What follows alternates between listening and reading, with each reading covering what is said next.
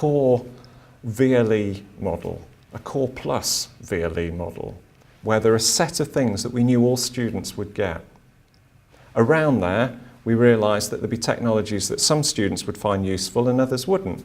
In the UK here, we have something that does a sort of plagiarism detection service, which is great for business studies, but isn't that good for sculpture or fabrics? So we knew there'd be certain technologies that we could arrange for people who needed to use them, but wouldn't be used universally. Around there, we knew that there'd be some technologies that staff would experiment with. We've got some very, very creative and talented staff here at Manchester Metropolitan University. We wanted to be able to give them the chance to really experiment and push the boundaries. But equally, we wanted to do that in a way that responded to what our students had said. They said, I want it to be consistent. So we would write guides to enable a seamless flow from that core central learning environment out into these more exciting and innovative spaces that our more advanced tutors have built.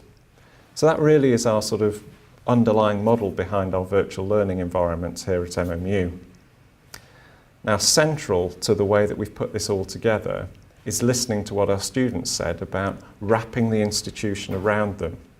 There's a whole variety of fascinating resources available within the institution. We know their timetable, we know their reading lists. What we wanted to do was make sure that those things came to the student rather than the student having to go to those resources.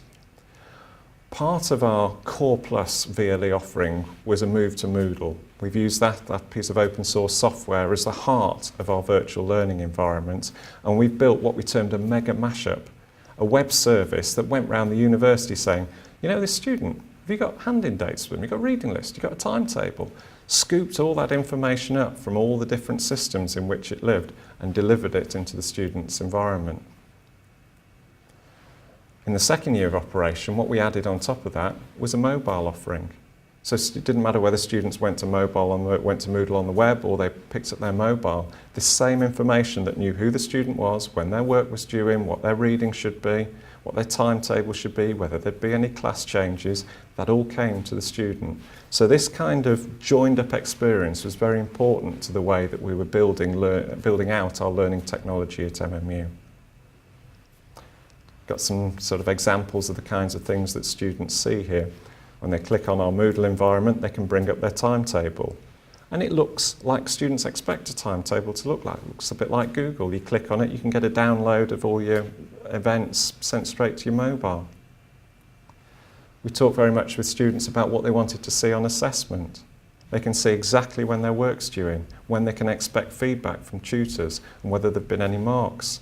Even if they're submitting on paper, they can produce a sheet that they can easily submit with their work, and staff can scan it, and that'll send a message to say, yep, your work's been safely received. So we listened very carefully to how students wanted to interact with the university. For our reading lists, we heard from our students that a 200-item reading list was like a bad Google hit. It wasn't useful. What our students were saying, can you be clear? Which of the items do you think I should buy? Which are the ones that you would consider to be essential starting points within the literature? And what are the more interesting things around the edge? So we now structure our reading lists, items to buy, essential reading, and further reading. Student clicks on one of those items, and our cloud-hosted reading list system will go and see whether it's in stock, potentially bring up a Google Books preview of the book, allow a student to reserve it. Nice and simple. All the resources of the university come to the student. One of the things our students were saying is when it comes to exam time, they kept saying, you've probably got loads of exam papers, haven't you, knocking around? Can you make them easy to find? So we asked colleagues, can you just tag the exam paper with the module code for which it's relevant, and we'll do the rest.